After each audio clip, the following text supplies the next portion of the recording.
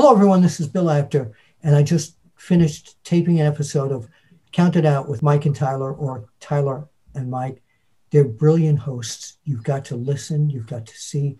Count It Out. Yeah, I endorse it. They've got the After Chat seal of approval. It's Jonah Williams from the Cincinnati Bengals, and I want to give a shout out to the Count It Out podcast.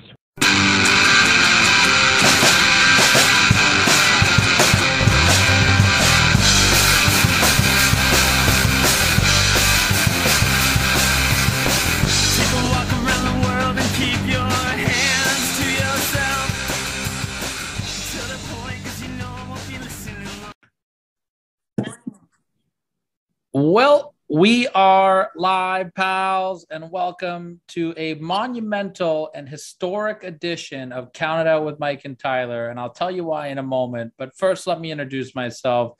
I am the man, along with my co-hosts here, who have been approved by Bill Apter.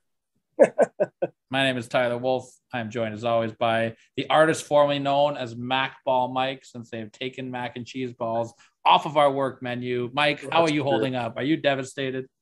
I'm not devastated. I'm actually relieved. I gained a lot of weight during COVID, like a lot of fucking weight. And Mac balls have a lot to do with that. A lot to do with that. I hear that. They are delicious. I was 816 in a sitting.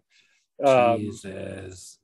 So, them going off the menu is a bittersweet thing for me. I'm going to miss them, but it's a good thing for my health-wise.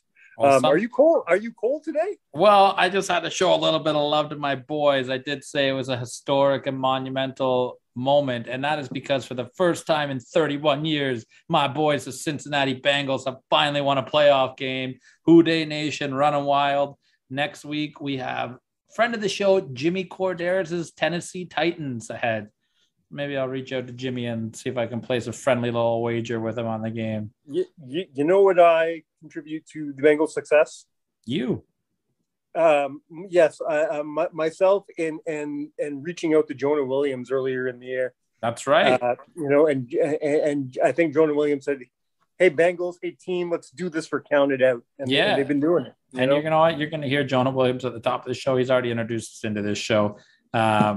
I'm pumped up, man. I'm a big football fan. I love me some Bengals. And, just for everybody out there that's a football fan, since the Cincinnati Bengals didn't really have any fans before this, there's plenty of room on the bandwagon. So jump on, boys. I'm going to take this off because it's super hot in my house. We're going to maybe talk about, I guess, some wrestling. We should probably do that, right? Yeah, might as well. We are a wrestling podcast. I mean, it's not the Touchdown with Mike and Tyler podcast. It could be though. What a great show that would be. You just finished literally seconds before we got on the air watching Terminus. I have not watched it yet. I plan to watch it literally seconds after we get off the air, since I was working this evening and you were not. Give me your thoughts on the show. I don't care if you want to spoil a little bit for me, whatever. Let me know what you thought. I'm not going to spoil too much for you here. I want you to watch it and form your own decision, so that you and I can talk tomorrow. I don't want my opinion to mold yours. Here's what I'll say though. I'm not upset. I'm not disappointed. I'm not sure what I was expecting from the show. I think maybe I hyped it up for myself a lot. And I'm not going to say it didn't deliver on the hype. It just, I don't know what it's strange. I just don't think I was into it as much as I thought it would be. It was good. It was a great wrestling show. I mentioned you off air. If it reminded me of anything, I'd say it was like an Americanized version of All Japan Wrestling. Anybody who's familiar with All Japan knows that Baba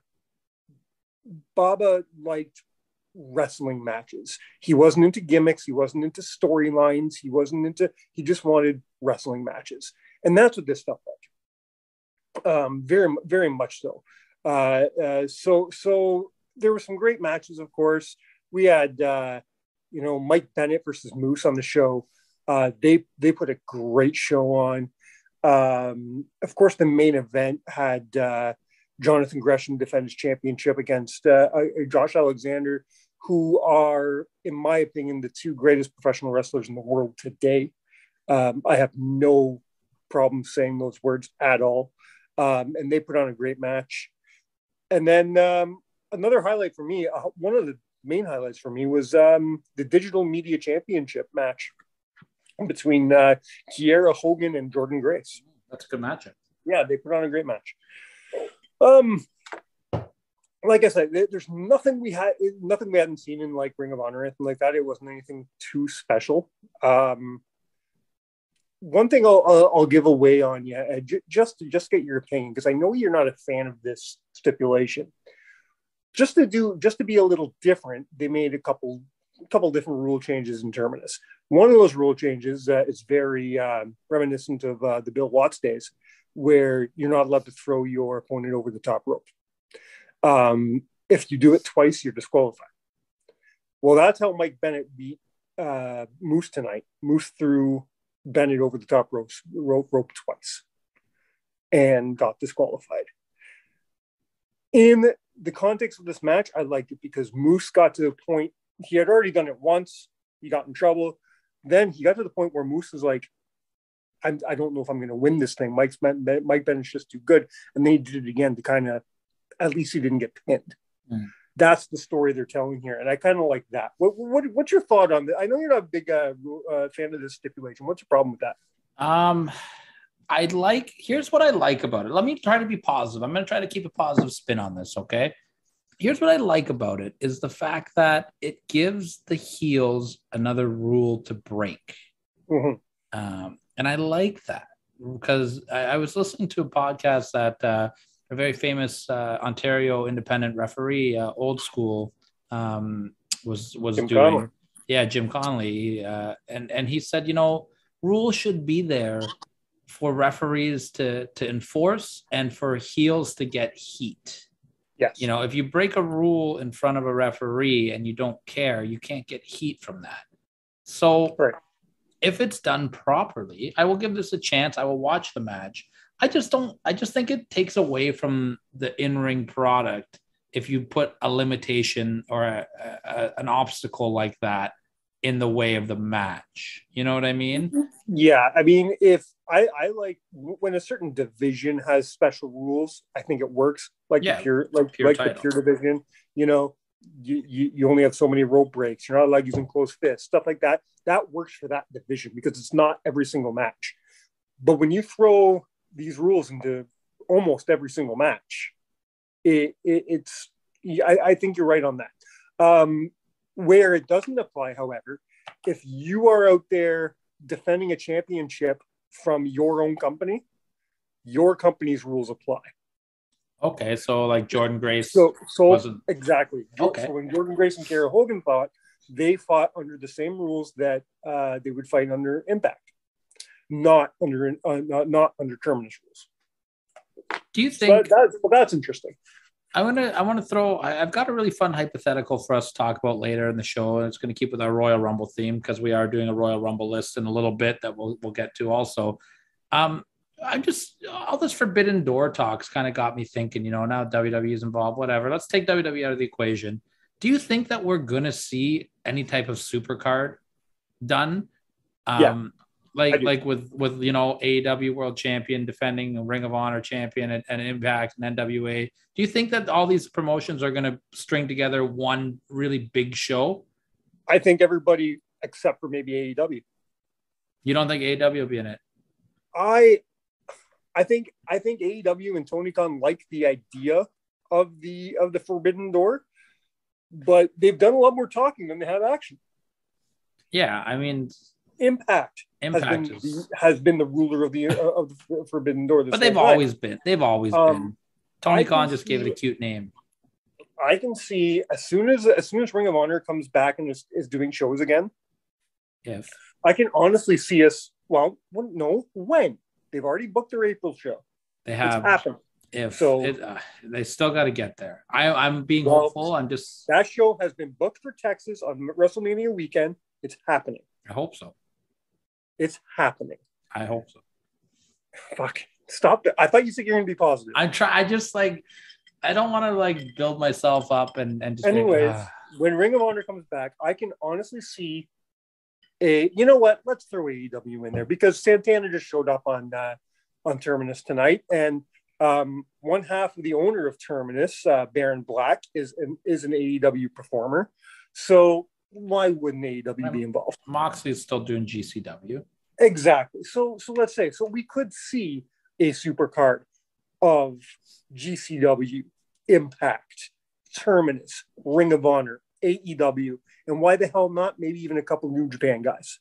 Oh yeah, you know what I mean. I think that should be our hypothetical in 2 weeks. Six major promotions. That could be a hell of a card. If I remember, because next week it's your turn to pick a hype. To piss off Vince, they do it at Madison Square Garden. That'd be amazing. If I remember in 2 weeks, and there's a chance I might not, because I forget a lot, because I don't want to tell you what your hypothetical should be. We should book a hypothetical super card.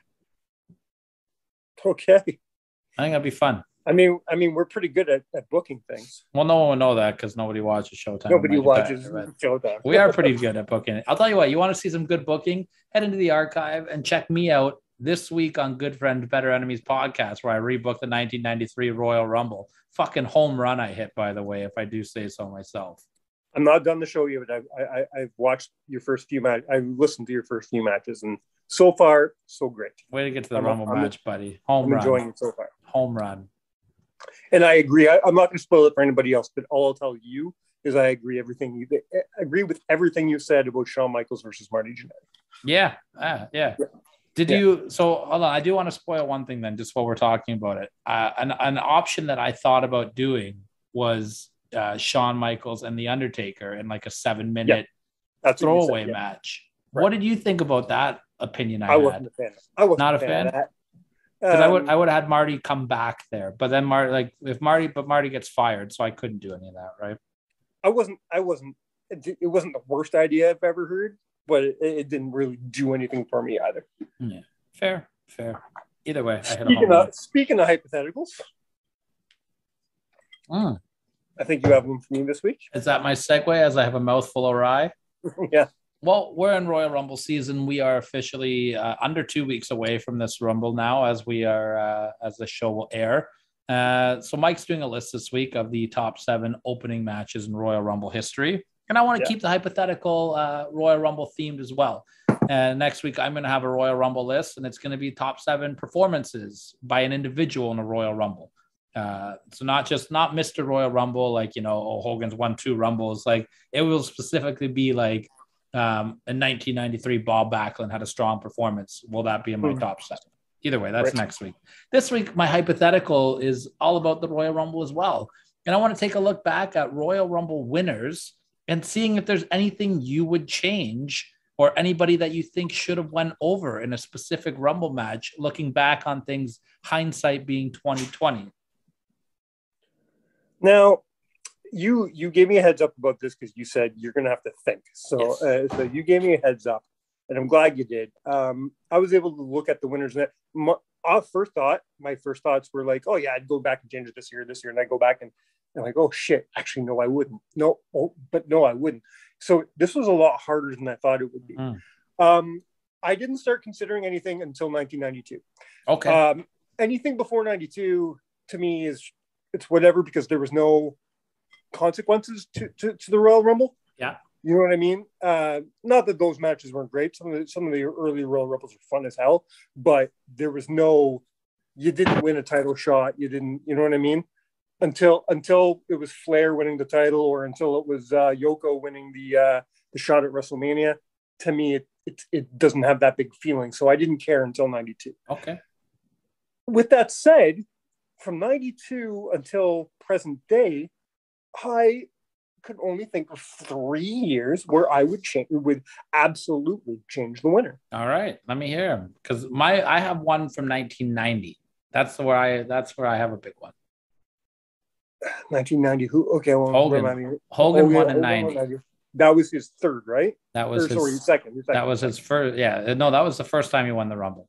It was the first one. Yeah, he won 90, 91. Oh, okay. And I would have take away his first one. Who do you put over them? I put the Ultimate Warrior over. Okay. Because basically what I would do is I would just switch the spot out because that's where you got the Hogan Warrior tease.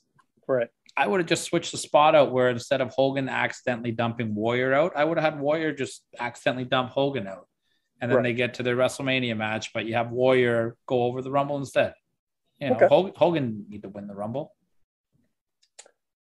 I'm going to 2006. Okay. Wow. Rey Mysterio? I'm taking Mysterio out of this shit. Come on. Eddie Guerrero, man. No, cool. I don't care.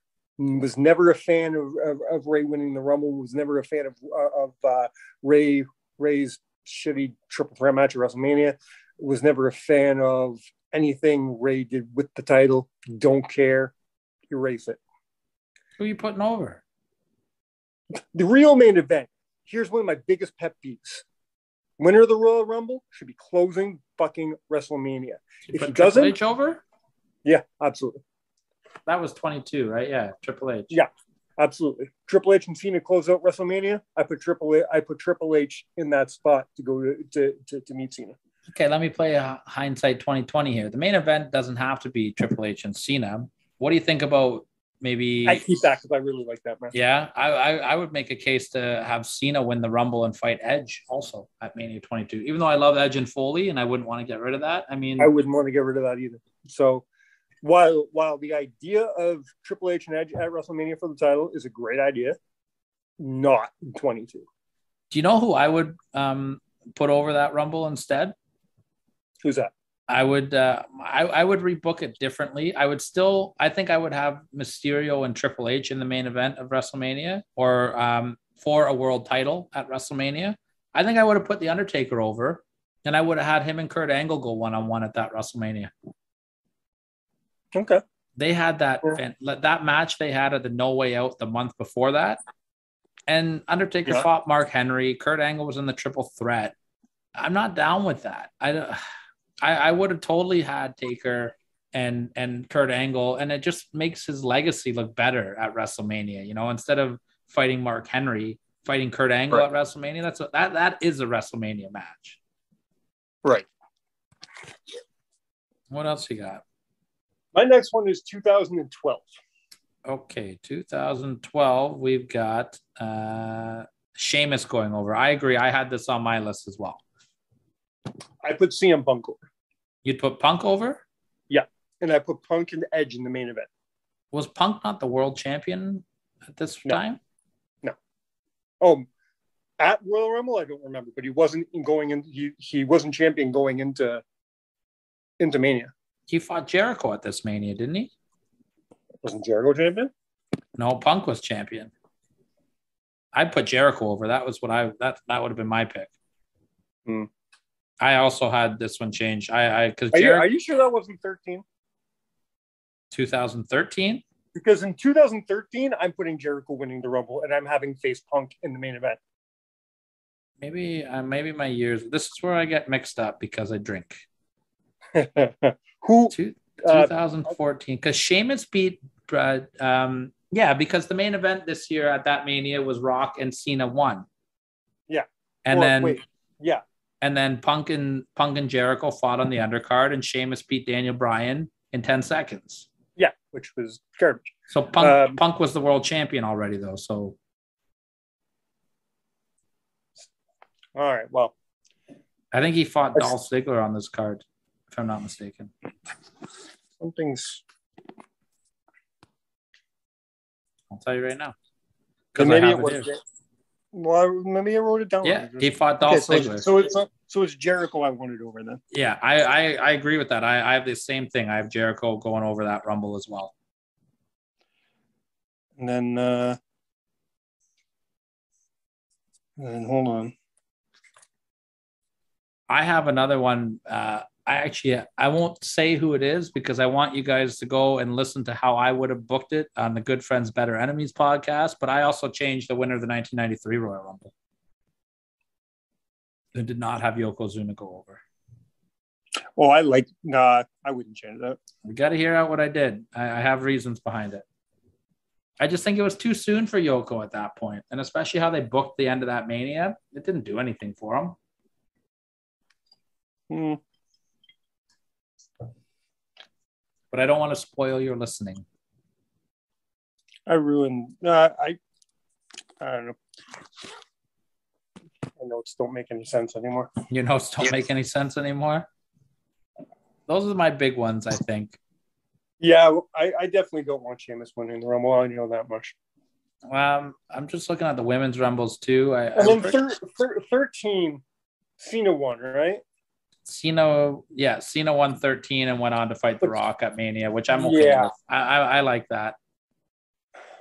Because Punk was still the champion. He lost The Rock that night. That's how you get Rock Cena 2. I like that one. Roman won the next year, which I think, Batista won again. Yeah. I would have changed that one. Daniel Bryan, I would have put over that Royal Rumble. Couldn't. He wasn't in it. Yeah, he was. Oh, no, he wasn't. No, he wasn't. I would have still put him in it. Why not? What could he be the only? Like, how many people have fought a singles match at a Royal Rumble and then entered the Rumble match? I'm just saying you can't win the Rumble if you're not in it. And I would have made him win it. Yeah, that's it. That's all I can really think about off the top of my head. I'm pretty happy with every other Rumble winner. Yeah, I thought it would have a bunch, but I really don't. A lot of them do make sense. Oh no, there's one. Where did I forgot to write one down. Fucking Del Rio. Alberto Del Rio? Who'd he put over instead? I forget. I think Jericho. Jericho again? Yeah. I just know I hate Del Rio, and I would never have him win. Well, he ended up fighting Edge at that WrestleMania. That was 2011. I don't even think Jericho was with the company at the time. That was the main. Maybe that's when I fucked up. I think I wrote down 12 instead of 11. That was the Mania where Miz and Rock main evented. I think that's the year I said I want Punk versus Edge in the main event. Yeah, 11, not 12. That would make more sense because that's where I fucked up. Punk fought Randy Orton on that one. Right. So I wanted Punk to win the Royal Rumble and go on to face Edge at WrestleMania. There you go. That makes more sense. I'm down with that for sure. I think that would have been much better. I like that. Well, I'll tell you what, if you guys can think of anybody that you don't think should have won a Royal Rumble, leave us a comment anywhere at CountItOut7, Instagram, YouTube, Facebook. Do we still Facebook? Yeah, Facebook. We have all that stuff. Would leave us some comments. I'll put Tyler's phone number in the comments, and you can text him. There you go. You know, I did that to Danny once. Did you? I did. Oh God, Danny franchise, the one and only. All right, so should we jump into the list? Yeah, I think so. Do you want to just really quick before we jump in the list, just talk anything about big GCW Hammerstein Ballroom show, or do you want to talk about that next week after it's over? I don't have the card written in front of me, but the card's fucking stacked, man. The card is looking good. Yeah. You got Jeff Jarrett now in GCW. What do you think of that? I'm liking it so far. I missed last night's show, so I didn't see it. I did see a picture that he hit Ali Catch over the head with a guitar, trying to get Effie's attention. Yeah. So I'm not sure if they've actually signed that up for Hammerstein yet, but I think it will be. But that might have to be signed for Hammerstein. You're gonna have Eddie Kingston going up against AJ Gray, which will be a good one. Ruby Soho is now on the card. Oh, love in this match. Ruby and Ali Catch is a dream match for me personally. The Briscoe brothers have just issued an open challenge for the card. That's interesting. I like that. I have no idea who's. You think FDR can show up? I mean, I can't imagine Tony Khan not wanting that match on his show. Yeah. Right. I can't imagine maybe they show up. Maybe they show up after the Briscoes win. Yeah, that could be an option. John Moxley and Homicide as your main event, which I think that's great. Yeah. No mention of Nick Gage. Gage has not been on GCW in months. I don't know what's going on. I've heard nothing. I think it's strategic. I don't know if he's injured or what, but I it's very strange. I'm hoping maybe if Moxley beats if Moxley beats Homicide, he shows up and attacks Moxley or something. I don't know. I'm a little upset because when they first did their original promo, both Cardona and Gage were on that promo, and right now neither men are set for the show. I think that you're going to get Cardona and Joey Janela. Oh, that is set for Hammerstein. You're right. Yeah, what a fun build that's been. Just copying the Macho really Man Ric Flair build, which I really liked. I'm loving that. I think it's strategy that they've kept Gage away because I think they kind of want him out of sight, out of mind right now, and it's going to be a big moment when he makes his. Well, and they have enough going on right now that it's easy to not think about him because I think it's been strategic.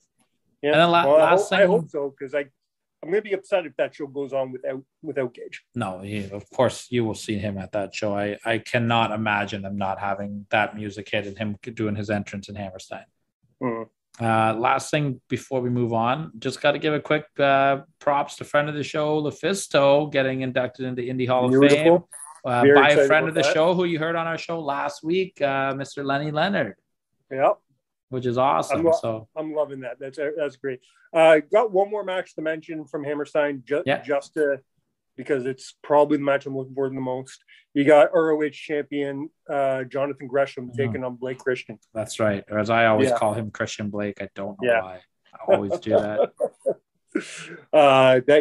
That's a big one for me. I'm really looking forward to that one.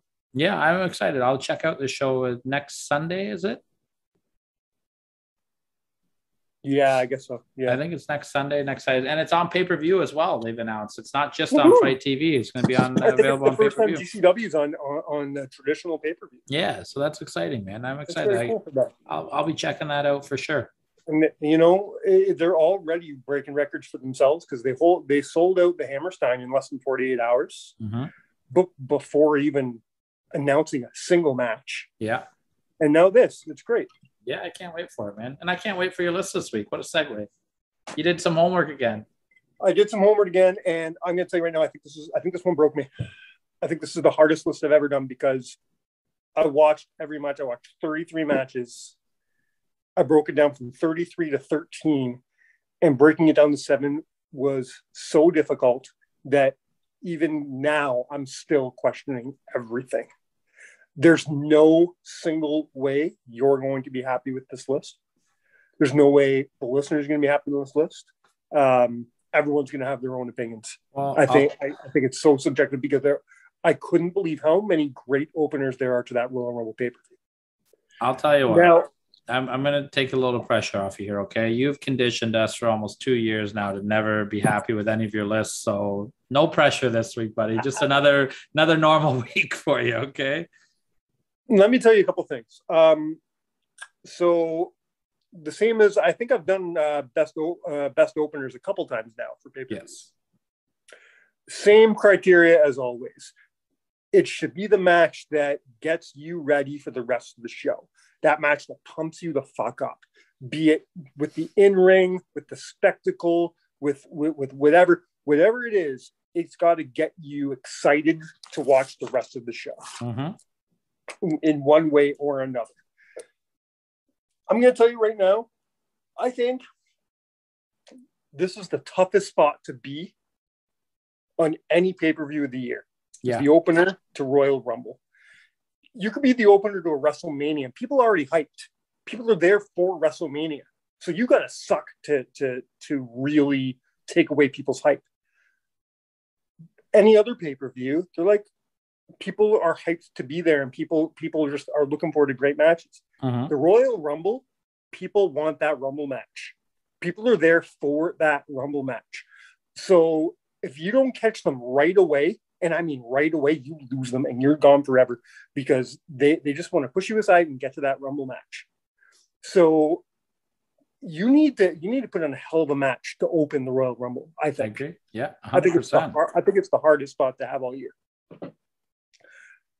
And I'm going to start with a match that isn't great in the ring. But you don't always need to be great in the ring to open a show if you got a spectacle. Okay. If you have a big, fat spectacle just to wow people, something that no one has seen yet, then you can do that for a card. We're going to 2007. No, we're not. It's my number 7. We're going to 2003, and we're doing the Beast Incarnate, the next big thing, Brock Lesnar versus the Big Show. I like this match. I'm glad it made your list. It almost didn't. I had a revolving door of number 7s. Yeah, number 7's the hardest thing on the list to do, man. The reason it squeaked in was because, like I said, the spectacle of it. It's not as good as match as most of my honorable mentions, but putting those two mammoth men in the ring together for what I think was the first time. No, God, no. No, no. Still, Survivor Series that year, or the year before. But in that scenario, when that with Heyman doing the heel turn, everything.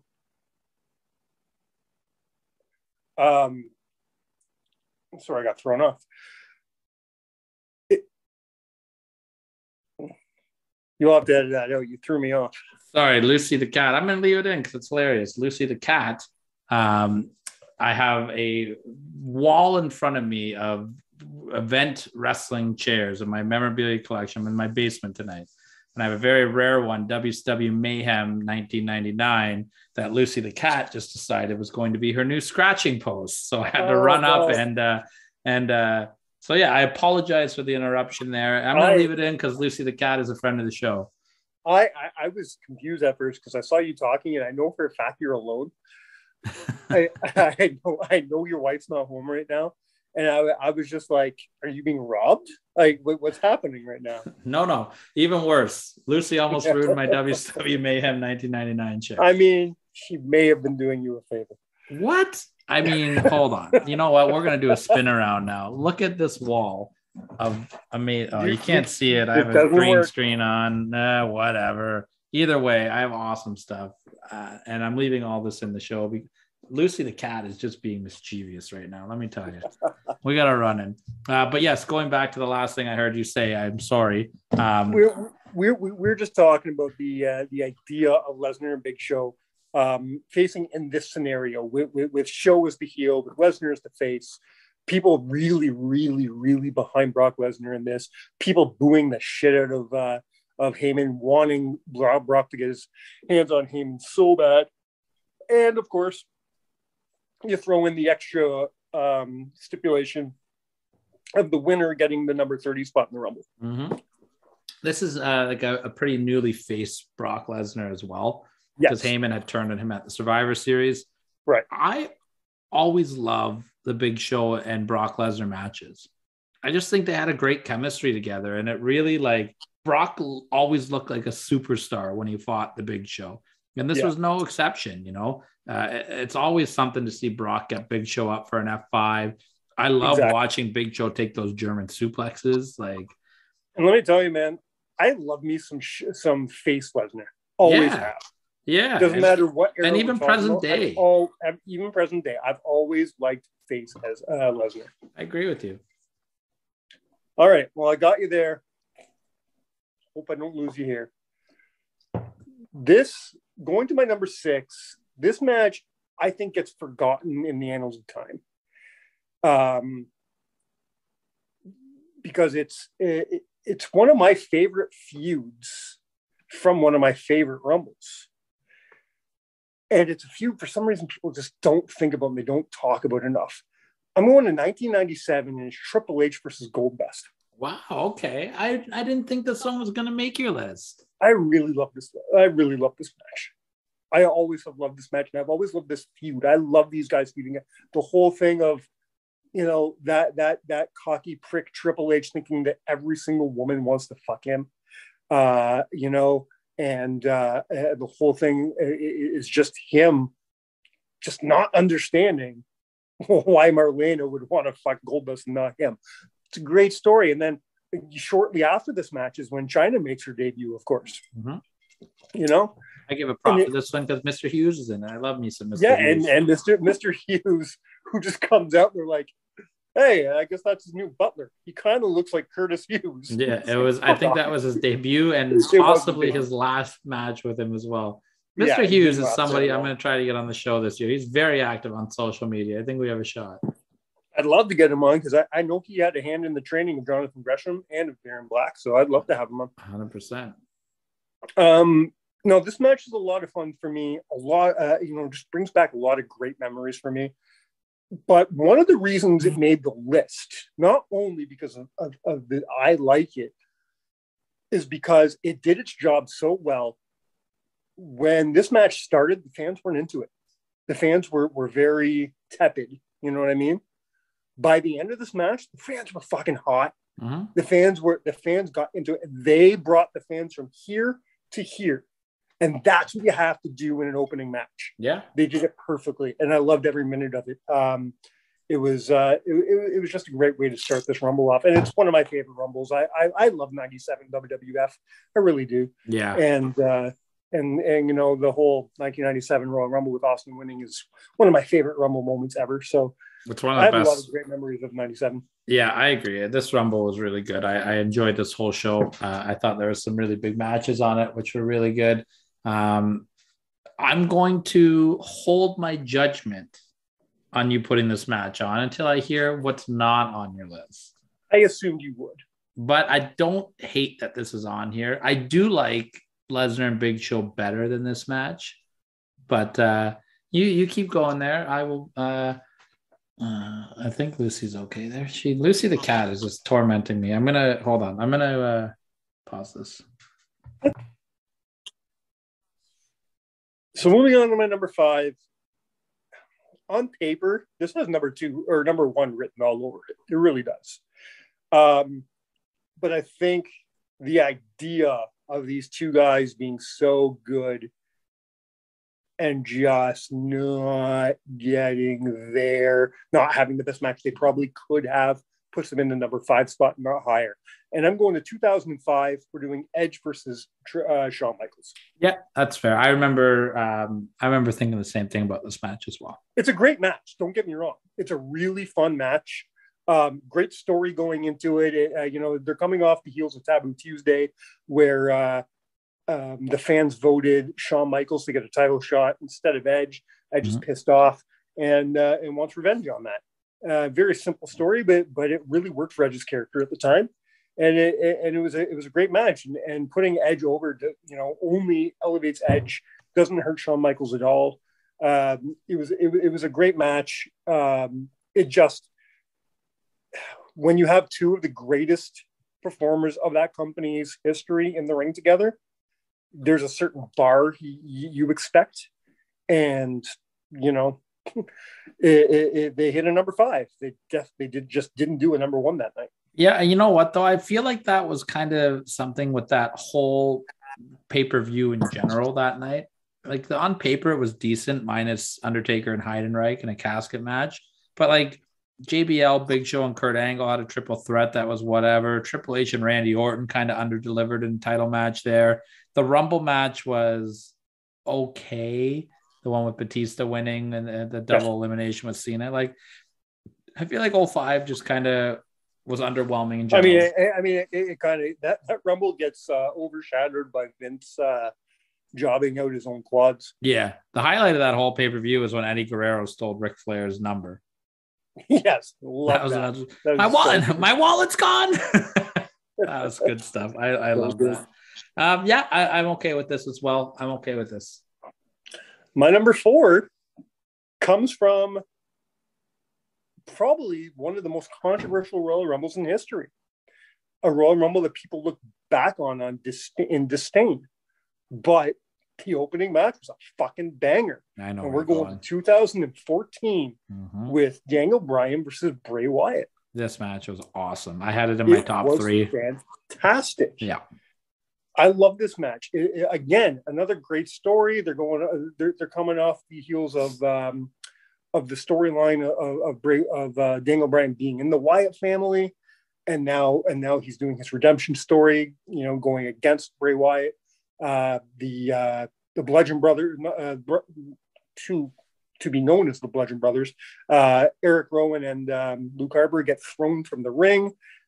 Great spot where Wyatt looking at me and saying, "I don't need you to fight this war for me. I don't need you to fight this war for me," and kicks him out.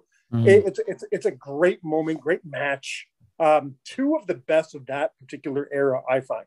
I don't think you got better than Daniel Bryan and Bray Wyatt in 2014. I mean, I don't think you get better than Daniel Bryan in 2022 also. I put him right in that conversation with Gresham and Alexander that you talked about earlier.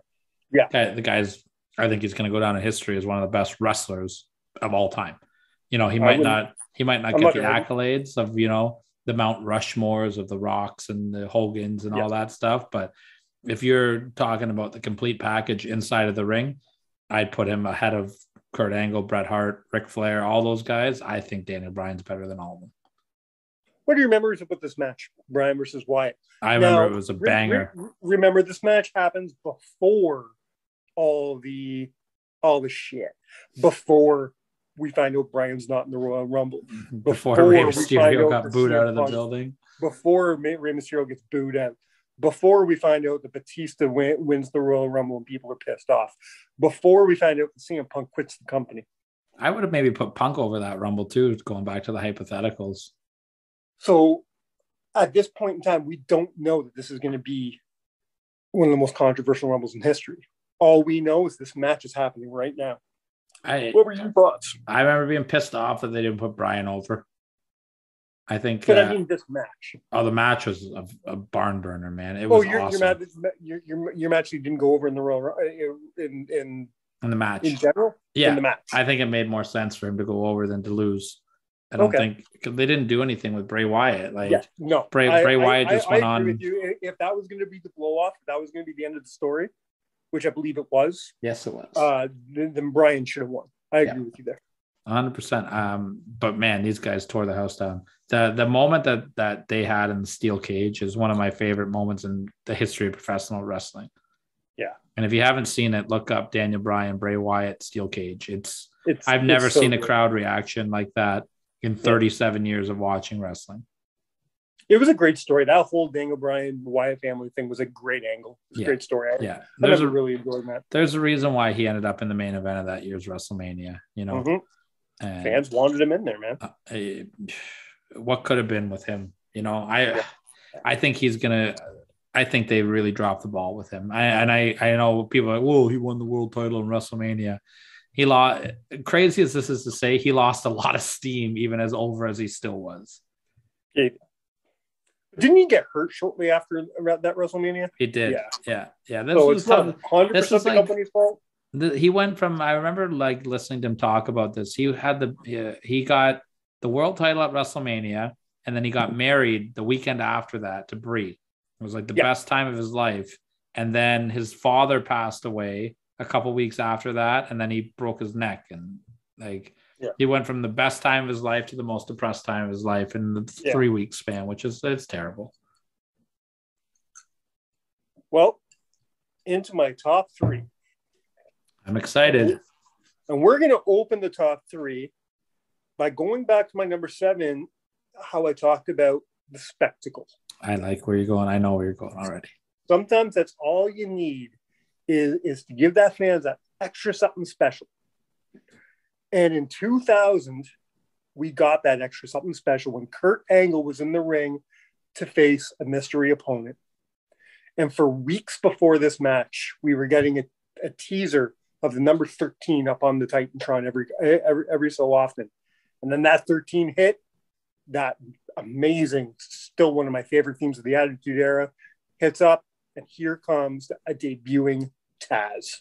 This was amazing. It's one of my favorite pay-per-view moments of all time. Yeah.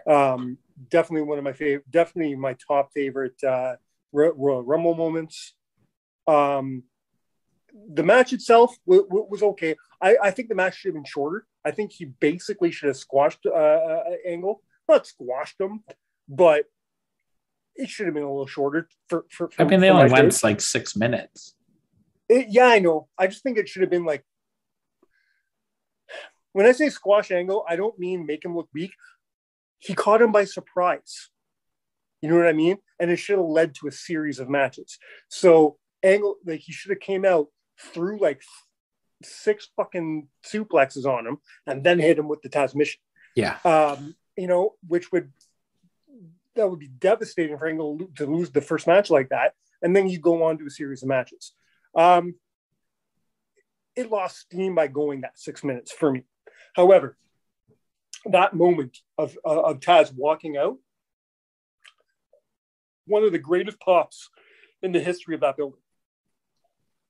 I gotta tell you, man. This is one of my favorite Royal Rumbles of all time.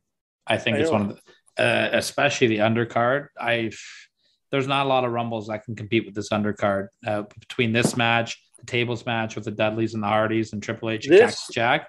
2000 to me is the exact opposite of 92. Yeah. Phenomenal undercard, horrible Royal Rumble. I didn't hate the Royal Rumble in 2000. Where 92 is the best Royal Rumble of all time with a shit undercard. The undercard of 92 is one of the worst ever. Yes. There's one singles match on that whole pay-per-view undercard. It's terrible. It's terrible. We just talked about missed opportunities and talked about Daniel Bryan. Oh my God. 1 month later at the No Way Out pay-per-view, Taz defeats the Big Boss Man with Prince Albert by disqualification in 47 seconds. Yeah. This was it for Taz. This was his moment. I would say that this is got to be the career highlight of Taz, and then maybe winning the ECW World Title for the first time, I guess for the only time after, would be his number 2 moment in his career. But this was a fantastic moment. Number 3, you have it at? Yes, my number 3. Yeah. I think this is the perfect spot for it. I need to know what your number 2 is, because I've got my number 1, and my number 1's been a no-brainer for me since you announced this list to me. I'm don't know what your number 1's going to be. I'm really excited to hear what you got, though. My 2 and 3 switched a lot. I could see if you told me this was your number 2, I wouldn't have a problem. This was briefly my number 2, except this is spectacle. This is purely in there for the spectacle, where my number 2 is in there because the fucking match. It's a hell of a fucking match, and we're going to the very next year, 2001. We're looking at Edge and Christian versus the Dudley Boys. Wow, this is your number 2, eh? It's such a good match. It is a great match, but number 2 worthy. I don't know, man. I don't have to rewatch this one, because I remember I love this match. The crowd was hot as hell, which is one of my criteria points. Again, we can rotate this. 2 and 3 are like this for me. If you told me right now you'd rather me have Taz and Kurt as my number 2, I wouldn't argue you. They're like that for me. I might think about even putting Bryan and Bray in your number 2 spot. I mean, I wouldn't put that. I definitely wouldn't put that over Taz and Angle. I don't know. I like this match, and I can't say that I disagree with it being on your list. I just don't know. I'd have to rewatch it, and maybe I will tonight. It's a great match in the analog of Edge and Christian's story with the Dudleys. It is a great moment for the Dudley Boys winning the championships that night. It's a great moment for the fans in that crowd. They were so behind the Dudleys. So them seeing the Dudleys. This is Edge and Christian at their best heel. Yep. The only time they got better as heels is maybe a little down the road when they started doing the 5-second poses. Yeah. No, they'd already been doing it by this point. Had they already been doing it at this point? Yeah. So here we are. We are at the pinnacle of Edge and Christian as a heel tag team. And Dudleys were probably the hottest babyface tag team in the company right now. And them and the Hardys, man, flip a coin. Yeah, Hardys were real over. Yeah. So the match was nonstop. The match was hard hitting, and the crowd loved it. The crowd just absolutely loved it, and that's what tipped it over for me. I'm gonna rewatch this match because I remember I have very fond memories of this match. It would be on my list for sure. I just don't remember if it's number 2 worthy. If I remember properly, you love this Royal Rumble as well. I think this is one of the best WWF pay-per-views of all time. I knew. From top to bottom, man. Take a look at the card. This opens it up. Ladder match, Benoit and Jericho. They did that great little thing with Ivory and China, which I thought was a great angle with China getting the neck injury. Yeah. Kurt Angle against Triple H, and then the Royal Rumble match with, Kane eliminating 11 guys. Austin's the winner. Him and The Rock have the WrestleMania tease. The surprise return of Haku. Drew Carey was in this one. The Hardy Boys were number 1 and 2 entrants in the Rumble. Like, yeah, man, this was a fucking great pay-per-view. It was. I watched this in the movie theaters. Oh, yeah? Yeah. I hadn't started doing that yet. Yeah, it was times were tough. I can't remember what my first movie theater pay-per-view was. Because in 1990, from 97 to like 99, my friend had an illegal box. So we'd watch the pay-per-views there. And then sometimes this little ghetto bar was called Ricky's. They used to let us come in, even though we were in public. We were barely in high school. And they used to let us sit down and order our Pepsis and eat our hamburgers and watch the wrestling pay-per-views there because they illegally played them. But 2001, all that was over. And times were tough for old Thai guy to get to the pay-per-views. So here come the movie theaters. What I enjoyed watching them in the theaters. I really did. I had a good time. People would cheer. I do remember what my first one was. What was the year? I can't remember the year. What was the year that Orton beat Benoit for the title? 04. Yeah. SummerSlam. Yeah, that was my first theater pay-per-view. I'm staring at the chair from that event right now. I was there. I was at a movie theater in Ottawa. Oh, hence the shirt you're wearing right now. There you go. Okay, if your number one isn't what I think it is, then we're not friends anymore. If my number one isn't what everybody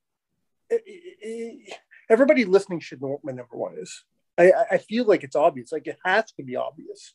If it's not, I think you're listening to the wrong podcast. We're going exactly 10 years prior to my number two, to 1991. And we are doing The Rockers versus the Orient Express.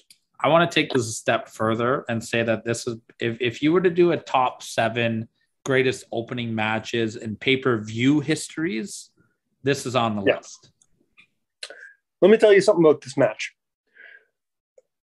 There's a bunch of matches that were really good that didn't make my list because they went too fucking long. When I watch an opener, I want it to be short, or you better keep my fucking attention for the time. Rockers versus Orient Express went for 25 minutes, and you wouldn't know it because it didn't stop. It kept you engaged. They changed things up.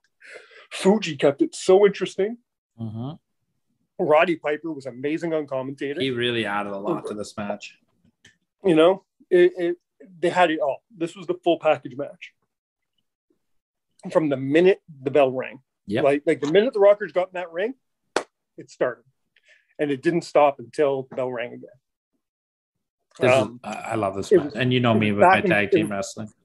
It was back and forth the whole time. Never at one point did you ever say, yeah, okay, this has been the Rockers match. Oh, this has been the Orient Express's match. It was back and forth the entire time. Yeah. I loved the story of it basically being 3-on-2 because Fuji really had his presence shown there. And like I said, both commentators, I shouldn't take anything away from Gorilla. The commentators really played their part well in this match. Everything is fantastic. And I'm going to go on a legend, go on a legend, say that this was probably the last great year of the career of Marty Jannetty. Yeah. I mean, he won the IC title. I'd say 93. He had a good year in 93, but he got fired also in 93. Yeah. So I don't know if I count 93. Yeah. Tough to argue. What I like, 91, man, 91, whether or not they were ever champions or not, it doesn't matter. Was there a hotter tag team than the Rockers? No. I'll tell you what, though. People love the fucking Rockers. You gave me a nice little segue here before I get to my points there. If you want to know all about the Rockers in 91 going into the future, check out Classic Match Classroom next week. We're taking a look at Shawn and Marty. Oh, are you guys back? Yeah, we're back this week. Cactus Jack versus Triple H. Nice. Yeah, yes, the show has been recorded now, but as of the time Mike and I are recording this, I'm meeting up with the young prodigy tomorrow morning to do some recording. I'm very excited. His school break is over. But going back to this match, these guys had such great chemistry together because they have a history together that not a lot of people know about. And it's going back to their days in the AWA. These guys had a great feud and a great rivalry in the AWA. Paul Diamond, who is Kato in the Orient Express, and Pat Tanaka, they were a tag team known as Bad Company, and they actually beat the Rockers for the AWA World Tag Team Championships, the Midnight Rockers, if you will. Of course. So, they've got a great history already. Kato or Paul Diamond had just stepped into the role in the Orient Express 3 weeks prior to the Royal Rumble. And so what a match this is. And I agree with you, Piper, MVP of the match. Oh, absolutely. And Fuji. You really made it. Yeah, I just love watching Fuji beat the shit out of people with that fucking cane, man. He just clobbers the shit. And it's stiff, too. Like, he's just an old bastard by this point. Just like, I'm going to fucking whack the hell out of you with my cane. Before we get to honorable mentions, what's your consensus on the list? I'm still skeptical about your number 6. My Triple H and Goldust. Triple H and Goldust. I'm looking. I'm standing by it. There's a couple matches that I really enjoyed that I might put over that. Not quite Jarrett and Razor, but it was a good match. Jarrett and Razor almost made my list. Yeah, it was a good match. It was fighting with Lesnar and Show for a long time. I just need to go through. I had a couple here. Dean Ambrose and Kevin Owens, I remember being very good. I might a big contender. I might put that on there. I know you're not a fan of them, but I also remember Del Rio and the Big Show had a really good match. Wasn't great. Edge and Dolph Ziggler had a good one. There was a high contender as well. One of the reasons it got kicked off is so fucking long. It was a little long. It was a little long. Give me some of your honorable mentions because you'll trigger the one that I'm trying to think of. Sure. So you already mentioned that. From 2017, I got Charlotte versus Bayley. Oh, sorry. I have my one that I think should be on the list. Go ahead. Becky Lynch and Asuka. Versus Asuka. Again, was a huge contender. It just got edged out. Yeah, I would have. I think I would have put that on over. I think that might be the only difference I have for you, though. My other honorable mentions, I've got the Beverly Brothers versus the Steiner Brothers at 1993. Great match. A really fun match. It was never going to make the list, but I have to talk about it because it really is a lot of fun. 1994, Tatanka versus Bam Bam Bigelow. Love me some Bam Bam. Right. I know I have a few more somewhere. 2006, there was a Cruiserweight Tornado match. Hey, that match was fun. It included Kid Cash, Funaki, Jamie Noble, Nunzio, Paul London, and Greg Helms. We don't talk about Kid Cash on this show. No, we don't. it was a really fun match. I really enjoyed it. 07, another match that couldn't make it just because it was way too fucking long. That was the Hardys versus Eminem. Mm-hmm. Yeah, it dragged a little bit.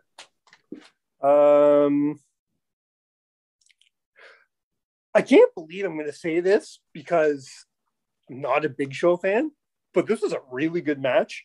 Daniel Bryan versus Mark Henry versus Big Show in a cage match. That was the other one. Thank you. That was the other one I was trying to think of.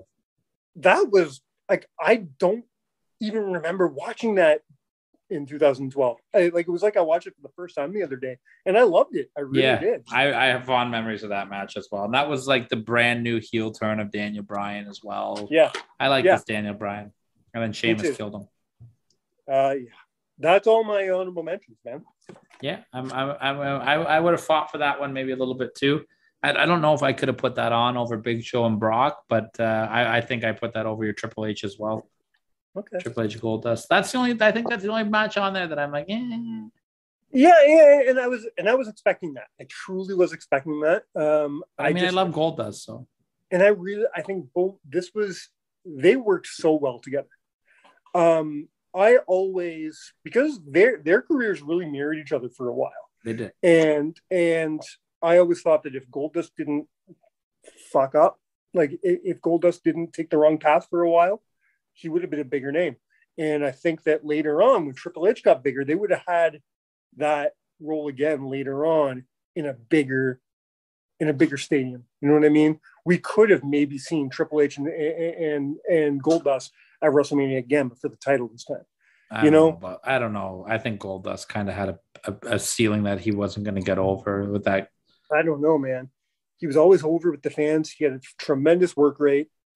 I don't know. And him and Triple H has had this undeniable chemistry. I think, I'm going to be honest with you, I think the only other person that had better chemistry than with Triple H and Goldust did was Mick Foley. Shawn Michaels. Yeah, but Shawn Michaels was good with everybody. I guess. Yeah, Shawn Michaels like the cheat code, right?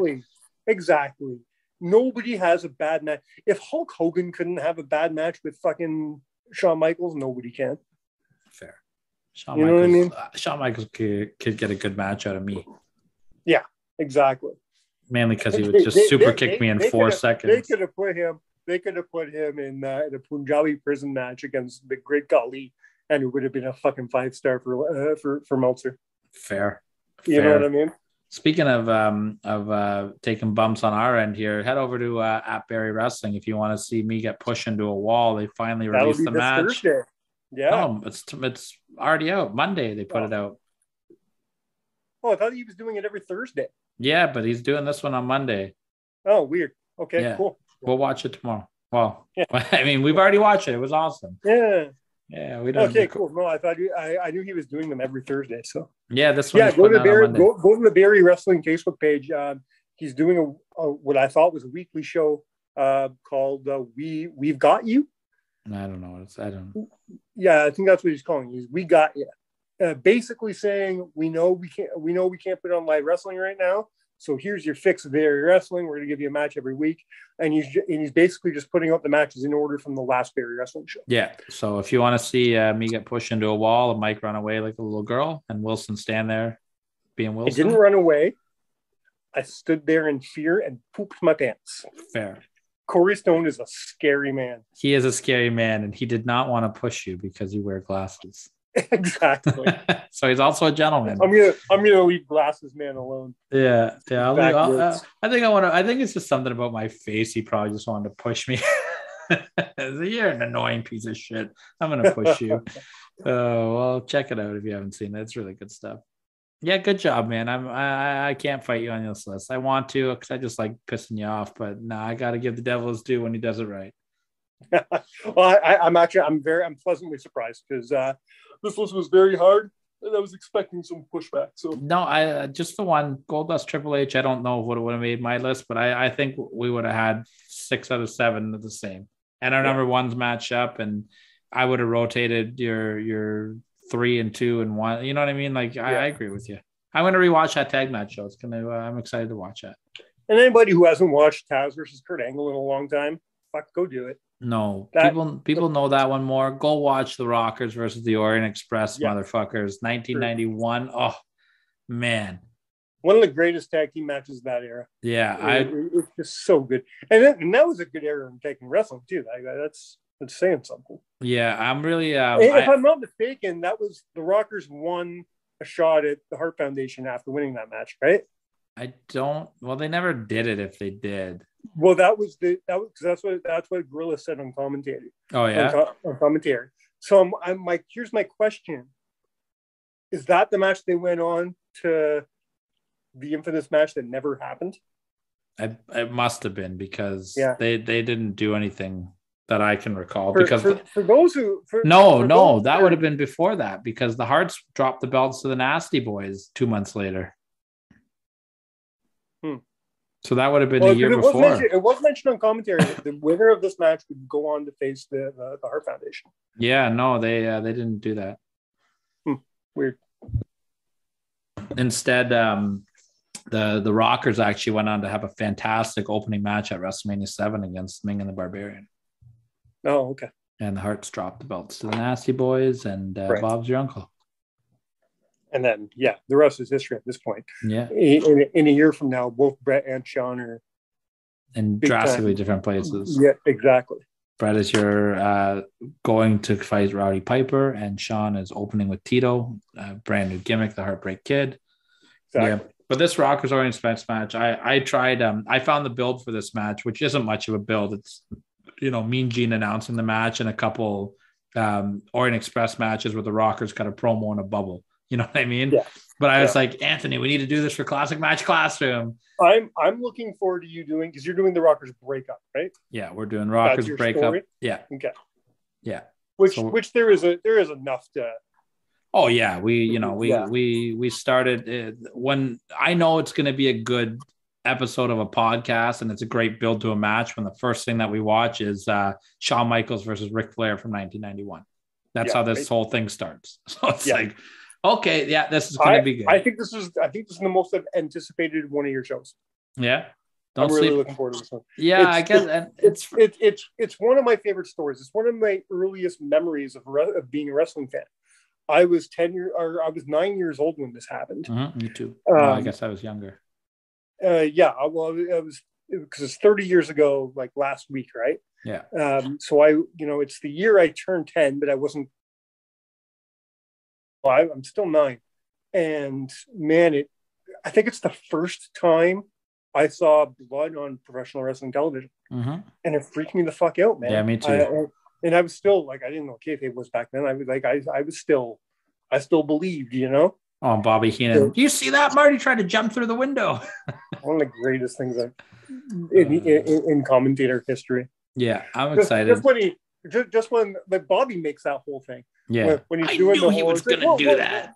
One's not good without the other, Monsoon. You know that. Yeah. Oh, I knew he was going to do that. Yeah, Monsoon. What? Yeah. I love, Bobby the Brain Heenan is the MVP always. I'm really excited for Anthony to watch this because I love doing the show with Anthony just because he hasn't seen any of this stuff before. You know what I mean? He's read about, he knows about it. He's never actually seen it. So it's fun to get the build. It's fun for me to relive some of this stuff and some of the stuff I've never seen before either. So, some of these promos I dig up and find it's really cool. And I will say, a couple weeks ago on the show, we talked about my disdain for DX and how I don't think DX is one of the best factions of all time. And I just did the build for Triple H versus Cactus Jack at the Royal Rumble.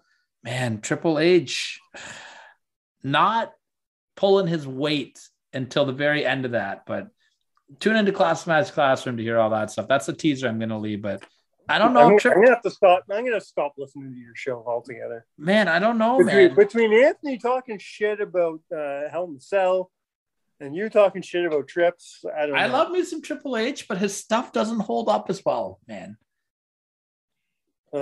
You'll see. Watch the Classroom. Everybody watch the Classroom. It's going to be dropping on Sunday, all right?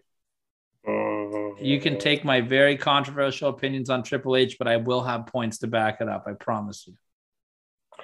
We'll see about that. You'll hear from me. If it makes you feel better, I still do think he was the best wrestler in the world in 2001, okay? Goddamn right he was. All right. You want to take it home on that note? On behalf of Triple H being the greatest wrestler of 2001. But that is all. and on behalf of us entering Royal Rumble season, my favorite part of the year. I love Royal Rumble. Yeah. It's my favorite pay-per-view. It's great. We go right from the year-end show, which is my favorite show of the year, right to my favorite wrestling pay-per-view of the year. Exactly. So on behalf of Royal Rumble season, we've been counted out. Cheers! Go Bengals!